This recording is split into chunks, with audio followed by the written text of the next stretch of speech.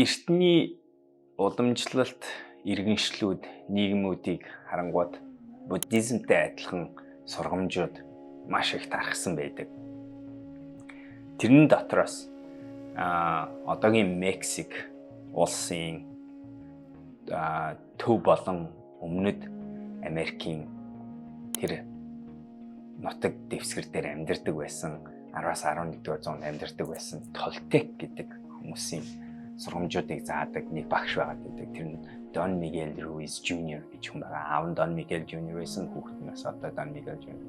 Энэ хүн нь өөрөө тэр ухаалаг үндэстний тэр үед амьдардаг байсан. Тэр олон зүйлийг хийж чадсан. Тэр нийгмийн одоо олон хөгжлийг бий болгосон.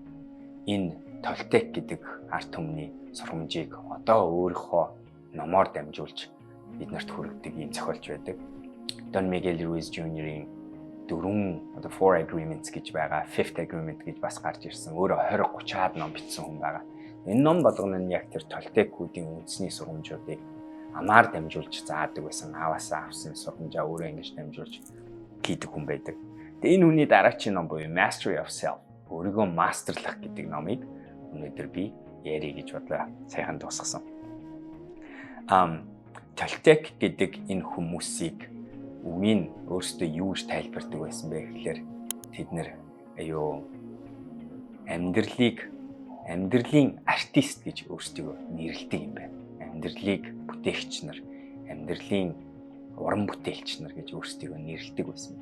Яагаад вэ гэхээр тэд нэр юунд итгэдэг вэ гэхээр амьдрал гэдэг бол өөрөө тэр урлагийн бидний өөрсдөө бүтээж тэнцэнсээ тэр сэтгэл ханамж аз жаргалыг мэдрэх ёстой зүйл.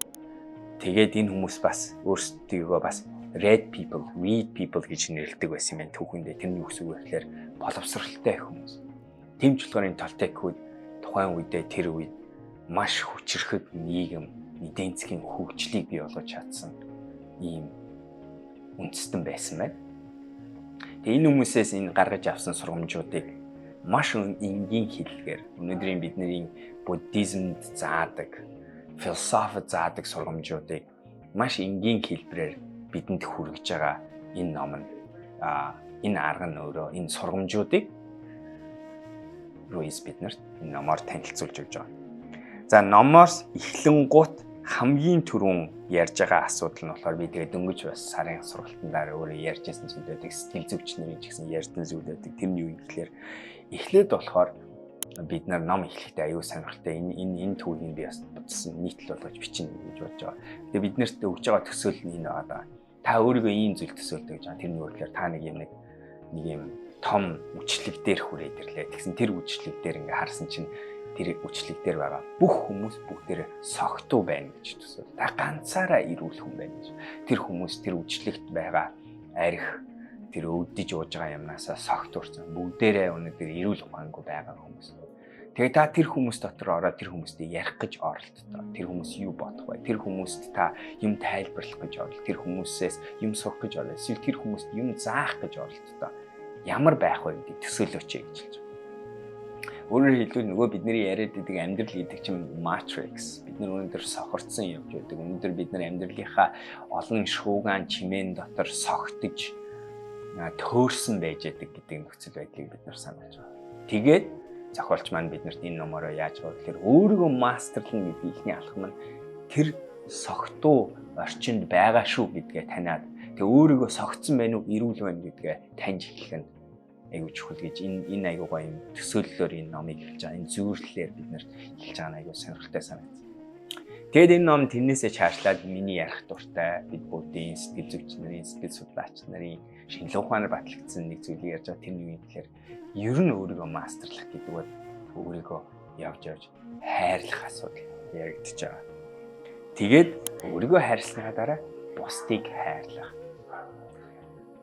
Тэгээ энэ ард хэд хэдэн санаа гарч ирнэ. Тэгээ би энийг бас зарим нэг санааг аюугаа ярина. Өөрийгөө хайрлах гэдэг дотроо бусдыг хайрлах гэдэг дотроо зүгээр нэг хайр биш. Энэрнгүү хайр, нөхцөлгүй хайрыг ярьж байгаа. Олон хүмүүс амьдралд гардаг асуудал нь бусдаас хүсэж байгаа зүйл нь, өөрөөсөө хүсэж байгаа зүйл нь, нэгж байгаа зүйл нь юу байдаг вэ гэхээр бид нар нөхцөлтэйгээр хайр өгөх гэдэг. Өөрөөр би ийм хийж чадах юм байна. Би ийм хүн байж чадах юм байна. Би ийм ярьж чадах юм байна. Би ингэж харагдах юм бол би өөрийгөө хайрлаж болно гэж зөвшөөрөл дүрмийг тогтоож байдаг. Тэрийг зөвхөн өөртөө хийхээс гадна бусдад бас тусгаж хийдгийг сануулж байгаа. Тэгээд энэний ард буддизмын ярьдаг хүн болгоны дотор бурхан бий байгаа гэдгээ санах юм бол хүн болгоны дотор мөн чанар нь өөрөө сайн сайхан хайрлах үйц төвшний хүн байгаа гэдгийг бид нар таньчих юм бол тэр нөхцлүүд хэрэггүй гэдгийг бид сануулж байна. Хайр бол unconditional буюу нөхцөлгүйгээр байж болох зүйл шүү. Бид нар өөрийгөө одоо байгаа цэгээрээ хайрлах юм бол маш олон амьдралын зөвөр зовлонгууд байхгүй болно гэдгийг Дон Мигель Руис бас танилцуулж байгаа. Энэ айгүй надад таалагдж би түр хэлсэн тийм ээ. Бидний тэр буддизм гэдэг мундаг шашин, философийн бид нар заах гэж ойлгуулах гэж оролддог зүйлийг энэ Толтекийн нийгэм ч гэсэн ингэж хэрэгжүүлдэг байсан, арт түмэн ч гэсэн хийдэг байсан. Философи, яриа, арга барил, амьдралын үндэс нь бас ийм байсан байна гэдгийг биднэрт буцаагаад сануулж байгаа. Тэгээд номны туршид бид нар өөрийгөө яагаад тийм одоо маскуудаар дүүргэж байгаад хайрлах. Яагаад бид нар амьдралын олон зүйл дээр өөрийгөө хайрлахын тулд бусдаас зөвшөөрөл авах гэдэг юм. Яагаад бид нар өөрийгөө байгаагаар нь хайрлах бүрэн эрх боломж нөхцөл нь одоо бидний гарт байсаар байхад бид нар өөр нэг хүн бидний амьдрал дүрм гаргаад байгаа юм шиг өөрийгөө хайрлахаа хязгаарлаад байдгийг, боогоод байдгийг, болгоомжлоод байдгийг бид нар сануулж байна. Тэгээд яг тэрнээсээ ахуулаад бусдыг яаж байгаа тухай ярьж байна. Тэгээ энийг би бодоод би хувьдаа би сүүлийн үед бас нэг ганц хоёр одоо ажил амьдралын хүмүүстэйгээ юм нэг эвгүй одоо нөхцөл байдалтай тулгараад байгаа маргаан одоо жишээ нь болж байгаа. Тэгээ энэ үед би энэ номны энэ хэсгийг ойлгоод би юу сансан бэ гэхээр энэ хүмүүс өнөөдөр над руу хандж байгаа энэ одоо болгоомжлол, айдас атаархал мэтэр хандж байгаа байдал нь энэ хүмүүсийн хайрыг бий болгоход өөртөө болгож бий болгоод байгаа дарамтууд, даралтууд, нөхцөлийг бий болгоод байгааг би санаж чадсан. Тэгээд явж энэ хүмүүс юу хүсэж байна уу? Би юу хүсэж байна уу? Бид нар бүгдээрээ юу хүсэж байна вэ? Тэгэхээр хайрыг авахыг хүсэж байна, хайрыг өгөхийг хүсэж байна. Энийг хэрвээ санаж чадаад тэгээд тэрний тэр зэмсгүүдийг нь ингэж ирүүлэр харж чадах юм бол бид нар олон хүнийг өнөөдөр уучлах, аяанда хамгийн зөв уучлсан арга чинь хайрлах төвшин рүүгээ морч чадах болов гэдэгт сануулж байгаа. Би өөрийгөө таних сургалтын дээр маск та өөрийгөө юу гэж хүн танилцуулдаг вэ гэдэг юм дасгал хийлэгдэг. Тэгсэн чинь Дон Мигель Руис бас Толтекийн арга бас юу гэж ярьж байгаа нөхлөөр та өөр дээр хідэн маск зүудгээ бичиж үзээрэй гэж. Жишээ нь юу гэсэн гэхээр би бол одоо миний эхний нэг маск бол одоо магадгүй би аав хүн гэдэг маск. Хоёр дахь маск маань би стартапын хүн, гурав дахь маск маань би тамирчин, дөрөв дахь маск маань би нохооны эзэн, тав дахь маск маань би нөхөр хүн гэх мэт би амьдрал дээр янз янзын үүрэг гүйцэтгэдэг. Тэгээд тэр үүрэг болгон дээр би нэг өөрийн хувилбар маскийг зүүдэг. Тэр маск маань бас өнөөдөр нийгмийн хүмүүсийн хоорондын ойлголцлын харилцааны чиглүүлэг болж байдаг. Өөрөөр хэлбэл аав хүнтэй аав маск зүүсэн хүнтэй ингэж яриул зүгээр, ингэж ойлголцол зүгээр. Ийм масктай хүний үн цэн нь ийм байдаг, ийм яриа өрнүүлдэг гэдгийг бид нэр ашигладаг шүү. Тийм болохоор энэ маск гэдэг зүйлийг хүн болгон зүүдэг. Хүн болгон энийг ашиглаж нийгмийн харилцаанд ордог. Яг л маскуудыг аваа хайчвал хүний мөн чанарыг өөр нэг хүн бас харахад аюу хэцүү байдаг, ойлгоход аюу хэцүү байдаг. Яг л хүн гэдэг чинь аюу түүхтэй асуудал байж байгаа тийм ээ. Тэр энийг санах хэрэгтэй гэдгийг таниулдаг. Тэ би энийг бас яг сургалтын дээр хүмүүст хэвлээ ойлгуулах гэж оролддог. Тэр эхлээд ихтэй хүн өөрийгөө хайрлахын өмнө бид нар өөрийгөө таньж сурах хэрэгтэй. Тэгвэл тэр өөрийгөө таних процесс дотор юу орж ирнэ? Тэгээд сургалтын дээр яаж байгаа процесс юу орж. Эхлээд бид нар тэр маскуудаа таньж сурах хэрэгтэй. Яагаад олон хүн өөрийгөө танилцуулахаар нэрээ хэлээд араас нь ажиллаа хэлдэг вэ? Яагаад тэр ажилтан эсвэл тэр ажлын үүрэг, тэр роль нь, тэр маск нь тийм чухал маск бай гэдгээ таних хэрэгтэй гэж ярьдаг. Тэрнээс гадна дараачийн өөртөө зүүдэг маскууд чинь юу вэ гэдгээ бид нар таньчих юм бол буцаагаад аяанда таньсныхаа дараа бид нар юу гэж эхлэх вэ гэхээр өнөөдрийн миний амьдралд энэ маск хэрэгтэй юу? Хэрэггүй юу? Хуучирсан уу? Шинжлэх хэрэгтэй юу? Эсвэл энэ маскыг би зөв ашиглаж байна уу? Зөв ашиглахгүй байна уу гэдэг дүгнэлтийг хийх боломжийг бид нар бий болгоно. Эхлээд ихтэй бид нар маска тань сурах. За энэ бүх маскуудыг таниас сурсныхаа дараа бидний дараачийн алхам болохоор тэгвэл тэр маскны ард байгаа хүн нь мөн чанар би хинбэ гэдэг рүү орж эхэлнэ. Би юунаас айдаг? Миний нэг өдөр болгон өөртөө хийдэг, орой болгон миний нэг хийдэг ажил бол миний тэр мөн чанартай холбогдсон хуучин шархууд, хуучин асуудлууд, дутагдaltaй мэдрэмжүүд, айдсуудаа илрүүлж тэрийг боловсруулах дээр би өдөр болгон цаг, энерги, анхаарлаа зарцуулдаг. Тэгжвэж би өнөөдөр тэр маскны ардах мөн чанараа таних, тэгээ тэрийг эмчлэх процессыг хийж байгаа. Өнөөдөр би өөрийнхөө дотор байгаа багаасаа одоо санахгүй байдлаараа би болчихсон нэг айц, нэг болгоомжлол, нэг хуучирсан үнцнээ хэрвээ би өнөөдөр таниад шинжлэхгүй бол тэр миний өнөөдрийн амьдрал дах өдөр болгоны сонголт, анхаарлаа зарцуулж байгаа байдал, ярианы өнгө аяс, миний эрсдэл авах чадвар, миний юм руу хандах хандлагыг байнга тодорхойлж нөлөөлж байдгийг би мартаж болохгүй санах хэрэгтэй. Тийм ч болохоор бид нар өөрсдийгөө таних гэдэг процессыг байнга хийж байх хэрэгтэй.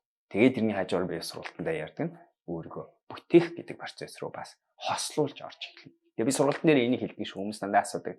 Өөрийгөө таних зөв юм уу, өөрийгөө бүтээх зөв юм уу? Хоёулаа. Би бол одоо юу гэж итгэдэг вэ гэхээр энэ процесс бид нар хоёулаа ингэ хийх хэрэгтэй байдаг. Зарим зүйл дээр таних хэрэгтэй. Яагаад гэвэл тэр маш хуучин зүйл, маш хүчрхэг зүйлүүд байдаг болох. Зарим зүйлүүдийг таниад мэдснийхаа дараа шинжлэх, бүтээх ажил руу орж эхлэх хэрэгтэй байдаг. За тэгээд бидний бас энэ номд бас нэг биднэрт сануулж байгаа зүйл нь биднийг багаасаа ахгуулад маш олон хүмүүс биднэрт энэ автомат энэ согтуурлыг өөрөөр хэлбэл бий болгосон байдаг. Ийм байдаг шүү. Эрэгтэй хүн ийм байдаг, эмэгтэй хүн ийм байдаг. Чи хоолоо идэж дуусах ёстой. Чи ийм аюул болонгууд одоо зогтох ёстой гэх мэт юм хуучин согтуурлын дүрмүүдийг бидний эргэн тойрны амьдралынхан хүмүүс маань, нийгэм маань багаас минь бий болгосон байдгийг шүү. Тэгээ тэр болгоныг, тэр дүрмүүдийг бид нар суулгахдаа бид нэр өөрсдөө очиж эрүүл ухаанаар орж суулгалцаагүй. Бид нар яасан гэхлээр тэрийг зүгээр хүлээж авч байсан. Тэгээ одоо биднээс харуулах ухаанаар өөрийгөө удирддаг хүн болсны хувьд бид нар яах ёстой гэхлээр тэр хуучин суулгасан автоматжуулалтыг бид нар очиж таньж, цэвэрлэж өөрчлөх ёстой гэдгийг бид нар сануулж байгаа. Би сая Instagram дээр яг энэ номноос авсан нэг ишлэлүүдийг монголоор тавьсан байгаа. Тэр санаа нь юу байсан бэ гэхээр хэрвээ бид нар өөрийнхөө сэтгэл ханамж гэдэг зүйлийг үр дүнтэй холбож бодоод ах юм бол айгүй хэцүү нөхцөлд ордог. Тэрнийхээ оронд бид нар яах ёстой вэ гэхээр үйл явц, оролдлого руугаа холбох ёстой. Жишээ хэлье. Өнөөдөр олон хүн миний сургалтанд суугаад зорилго тодорхойлох юм ярангууд бидний нэг бий болох гэж оролддог зорилго бол баялаг хуримтлуулах, мөнгө төгрөгтэй болох зорилгыг дандаа ярьдаг. Тэгэхээр яг энэ жишээг нь хэрвээ авч үзэх юм бол ингэнэ гэсэн. Хэрвээ та одоо юу гэдэг энэ жил өөртөө 100 сая төгрөгийн орлоготой болно гэдэг зорилго тавьчаад тэгээд тэр зорилгын тоог өөрийнхөө сэтгэл ханамж руу холбочих юм бол 100 сая төгрөг орж иртэл та сэтгэл ханамж авахгүй гэдэг нөхцөлийг өөртөө бий болгож байгаа гэсэн. Тэрнийхээ оронд бид нар хаашаага сэтгэл ханамжаа холбож өгүүлдэг хэрвээ гэхээр би тэр 100 сая төгрөгийг олох явц, оролдлого, бүтэж байгаа, бүтэхгүй байгаа зүйл, ахиц, тийшээгээ чиглэж байгаа энерги, тийшээгээ чиглэж байгаа үйл явц руугаа би сэтгэл ханамжаа холбож өгнө. Би оролдож үзлээ. Би энэний төлөө нэг юм хийж үзлээ. Заримдаа алтан, заримдаа он гэдэг рүүгээ сэтгэл ханамжаа холбочих юм бол хамаагүй амар амгалан стресс багтай, төгшүүр багтай тэгж амьдрна. Тэгээд энэ нь өөрөө явж өөрийгөө шийтгэх биш, өөрийгөө хайрлах суурь тавина. Тэгэхгүй бол 100 сая хийж чадаагүй гэдгээс бодоо хүмүүс яадаг вэ гэхээр өөрийгөө шийтгдэг, өөрөө буруу шаадаг. Тэгээд нөгөө дотоод хүн чинь тэний юу сонсож байна гэхээр би чаддаггүй, бүтдэггүй онцгой ингээд тэгээд тийм хүн аз жаргалтай байж чадахгүй. Жохон хүүхдийг л төсөөлөөрэй. Эдийг бид нарт аюугай сануулж байгаа. Бидний бас нэг энэ номд сануулж байгаа дараачийн сүүл хавцаанд сануулж байгаа зүйл нь бусдтай өөрийгөө хайрцуулах, тийм ээ. Олон нийтээс дагдаг, биширдэг, таньдаг хүнээ олж таньчаад тэр хүнтэйгээ яаж эрүүлэр харьцах вэ? Яаж тэднээс стресс авдаг биш. Тэднийг харчаад би энэ хүнтэй харьцуулахад би арчаагүй, чадахгүй, бодохгүй гэдэг бодол нэг рүү орохын хооронд яаж тэр хүмүүсээс авах ёстой урмаа авч, чиглэлээ авч, жишээгээ авч, ирээдүйн үүдлийн тийм ээ сигналыг авч амьдрах уу? Өөрийгөө хайрцуулдаггүй, өөрийгөө тэр хүмүүстэй эрүүл бишээр өрсөлддөггүй тийм горим руу орох чухал бай гэдгийг бас сануулж байна. Хэдийгээр одоо энэ 10-11-р зууны үеийн сургамжууд ч гэсэн нүүгийн нийгэм ч гэсэн айгүй хэрэгтэй, айгүй ач холбогдолтой сургамжуудыг Дон Мигель Руис энэ номдоо бид нар сануулж байгаа. Тэгээ миний ярьсан зүйлүүдийг айгүй гой жишээгээр задлаад сонирхолтой бичсэн. Ном бол уншихад айгүй гоё, сонирхолтой, хөнгөн Дон Мигель Руис маш хөнгөнөөр бичдэг. Энэ бол одоо энэ зохиолчуд миний хамгийн дуртай зохиолчуудын нэг. Энэ хүний номыг би одоо байнга үргэлжлүүлж унших хүсэлтэй байдаг. Тэгээ одоо энэ номоо дуусгачлаа. Би түүний 3 номыг өмнө уншсанээс энэ миний 4 дахь ном нь.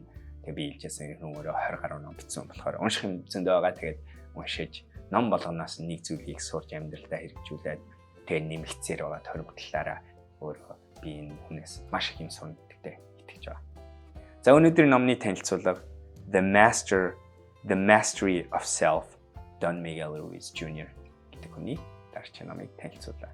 Та хэд юу гэж бодож байна? Санал бодлоо комент секцэд бичээрэй. Видео таалагдсан бол лайк дарахаа битгий мартаарай. Тэгээд хэдүүлээ дараагийн видеоор уулзцгаая. Миний видеог анх удаага үзэж байгаа бол энэ YouTube суваг дээр бид нар 7 хоног болгон 2-3 ширхэг видео оруулж байгаа шүү. Тэгэхээр алхасгүй бай гэвэл subscribe хийгээ битгий мартаарай. Баялаар өдрөг байцгаагаарай. Дараагийн видеоор уулзцгаая.